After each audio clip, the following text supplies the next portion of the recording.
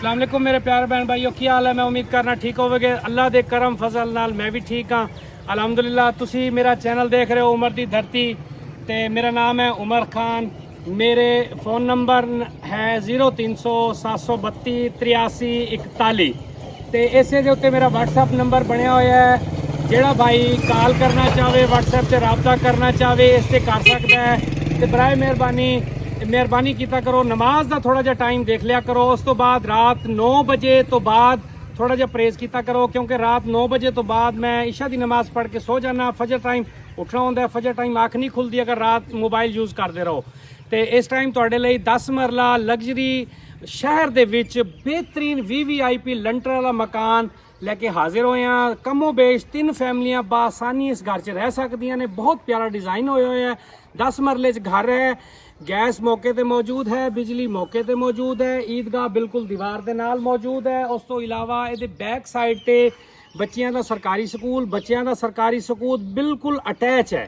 उस तो अगे प्राइवेट स्कूल ने बिल्कुल नाल अटैच है। बहुत बड़ा शहर है, इहदे विच हर तरह की चीज़ तुहानूं दस्तयाब है। और इस गली च माशाअल्लाह टोटल आबादी है, घर कोठियां बनिया हुई ने, बहुत प्राइम लोकेशन ते मौजूद है। गैस की जिहड़ी है मीटर दिखा सकते हो, गैस बिल्कुल मौके ते मौजूद है। इस तो बाद इन्हां दी जिहड़ी गैस की एप्लीकेशन उन्होंने दी हुई है ओनर ने, उन्हां दी एप्लीकेशन नूं कम अज कम 4 साल हो चुके हैं। 4 साल एप्लीकेशन अगर जेड़ा भाई भी लवेगा अगर वो सोर्सिस हैं तो इंशाल्लाह उन्होंने मीटर फौरन मिल जाएगा। उस तो बाद अंदर चल के तुहानूं मकान का विजिट कराने हैं जी।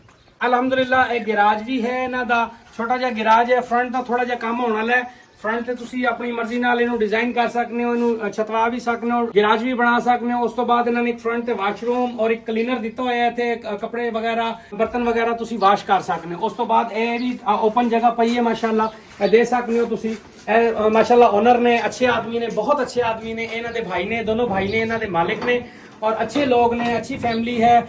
मेन चीज़ ये है कि जिहदे कोल तुसी कोई भी चीज़ खरीदो वो अच्छा होना बहुत जरूरी है। उस तो बाद तुहानूं अंदर टीवी लॉन्च लैके चलने हैं। ये देखो जी मार्बल लग्या हुआ है, बहुत प्यारा मार्बल लग्या है, ग्रेनाइट मार्बल लग्या है, रगड़ाई हुई हुई है, फिलिंग हुई हुई है। उस तो बाद पहले बेडरूम की तुहानूं इहदा विजिट कराने हैं जी।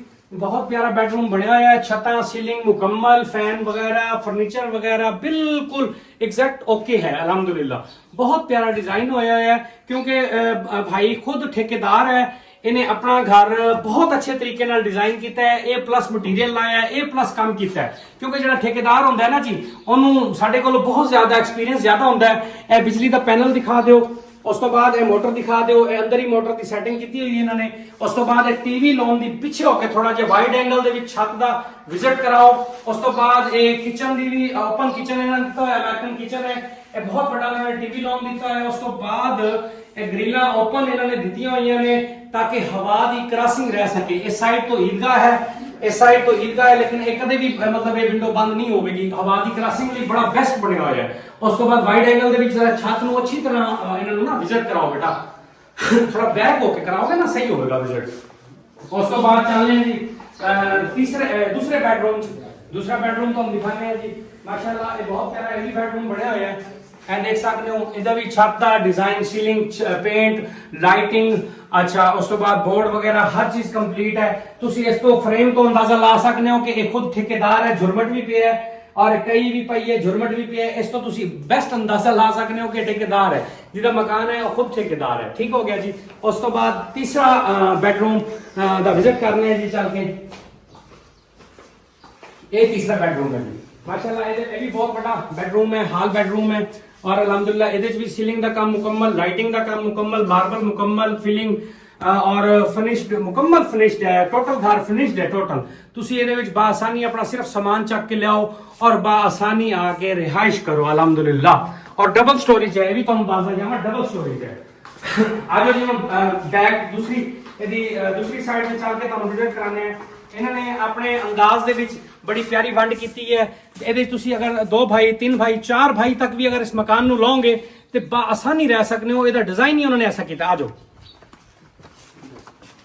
यह गली इन्होंने रखी है बैक के उत्ते, ये पिछे जाने लई इन्होंने पिछले भाई का घर है जिहड़ा उसदे लई घर फ्रंट बस सिर्फ प्लस्तर रहिंदा है। ਇਸ ਤੋਂ ਬਾਅਦ ਤੁਹਾਨੂੰ ਮੈਂ ਉੱਤੇ ਚੱਲ ਕੇ ਵਿਜ਼ਿਟ ਕਰਾਵਾਂਗਾ ਦੂਸਰੀ ਮੰਜ਼ਲ ਦੀ। ਪਹਿਲੇ ਤਲਵੇਂ ਗਰਾਊਂਡ ਦੀ ਮੈਂ ਤੁਹਾਨੂੰ ਵਿਜ਼ਿਟ ਕਰਾ ਦਿਆਂ ਮੁਕੰਮਲ।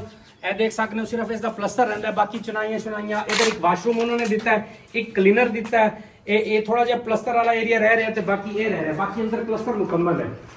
ਬੇਟਾ ਜ਼ਰਾ ਵਾਈਡ ਐਂਗਲ ਦੇ ਵਿੱਚ ਇਹ ਦਿਖਾਓ ਛੱਤਾਂ, ਲੰਡਰ ਦਿਖਾਓ ਭਾਈ ਨੂੰ, ਇਹ ਦਿਖਾ ਸਕਦੇ ਹੋ। ਇਹਦੇ ਚ ਪਿੱਛੇ 4 ਬੈਡਰੂਮ ਨੇ, ਇੱਕ ਇਸ ਸਾਈਡ ਤੇ ਬੈਡਰੂਮ ਹੈ, ਇੱਕ ਇਸ ਸਾਈਡ ਤੇ ਬੈਡਰੂਮ ਹੈ और एक टीवी लोन हो गया ओपन। इधरों भी बहुत बड़ी बड़ी विंडोज की इन्होंने जगह छड़ी हुई है, इस साइड तो भी इस साइड तो भी। गर्मियां च बहुत जबरदस्त अगर लाइट नहीं भी है तो अलहमदुलिल्लाह तुसी इत्थे बासानी रह सकते हो, क्योंकि इन्होंने वेंटिलेशन का बड़ा ख्याल रखा है।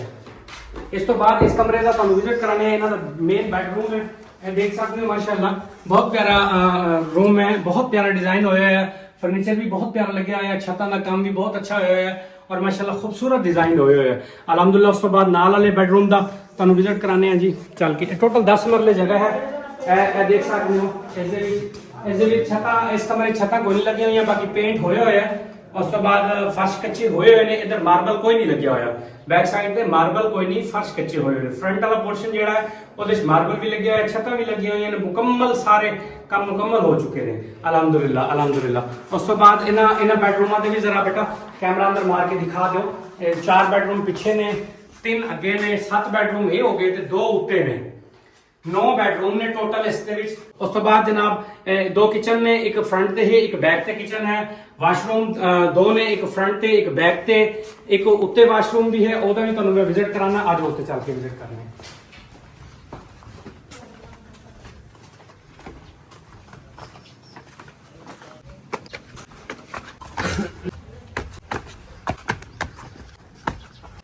एक बहुत बड़ी फैमिली ਲਈ बहुत ਜ਼ਬਰਦਸਤ ਰਹਿਣ ਲਈ ਜਗ੍ਹਾ ਹੈ ਮਾਸ਼ਾਅੱਲਾ। ਦੇਖ ਸਕਦੇ ਹੋ ਤੁਸੀਂ ਉੱਤੇ ਓਪਨ ਬਹੁਤ ਖੁੱਲੀ ਜਗ੍ਹਾ ਹੈ, ਬਹੁਤ ਸਪੇਸ ਹੈ।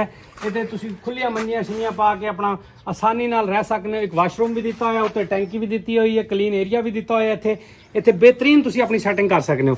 ਉਸ ਤੋਂ ਬਾਅਦ ਇੱਕ ਦਿਖਾ ਸਕਦਾ ਤੁਹਾਨੂੰ ਮੈਂ, ਇੱਕ ਇਹ ਰੂਮ ਹੈ, ਇਹ ਸਟੋਰ ਬਣਾ ਲਓ ਇਹਨੂੰ ਤੁਸੀਂ, ਭਾਵੇਂ ਇਹਨੂੰ ਜਿਵੇਂ ਵੀ ਤੁਸੀਂ ਡਿਜ਼ਾਈਨ ਕਰੋ, ਤੁਹਾਡੀ ਮਰਜ਼ੀ ਦੇ ਮੁਤਾਬਿਕ ਦੀ ਗੱਲ ਹੈ। लेकिन उस तो बाद ਇਹਦੇ फ्रंट ਤੇ ਉਹਨਾਂ ਨੇ ਬਰਾਮਦਾ ਦਿੱਤਾ ਹੋਇਆ ਹੈ, ਬਰਾਮਦਾ ਹੈ। ਇੱਕ ਫਿਰ ਇਧਰ ਬੈਡਰੂਮ ਦਿੱਤਾ ਹੋਇਆ ਉਹਨਾਂ ਨੇ ਜੀ।